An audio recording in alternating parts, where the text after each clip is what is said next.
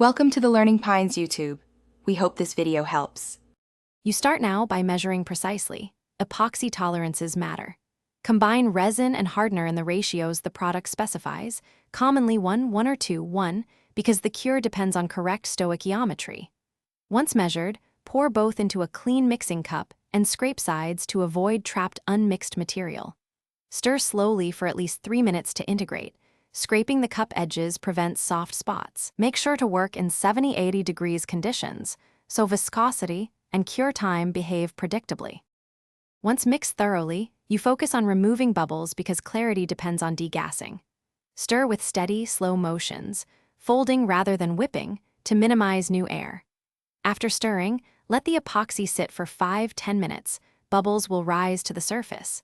Then pass a heat gun or small torch quickly over the top to pop remaining bubbles, do short strokes, and keep the flame moving to avoid overheating. Make sure to pour slowly into your mold or onto the workpiece, pouring from a low height to limit reintroduction of bubbles. You now let the epoxy cure fully. This is where patience protects clarity.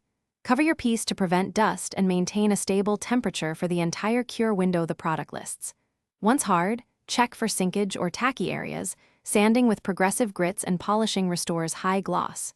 If you see clouding or soft spots, warm the piece gently to complete cure or sand and recoat for surface flaws. One key tip: if you get persistent tackiness, incomplete mixing is the usual culprit. Remove, blend fresh epoxy, and apply a thin corrective layer.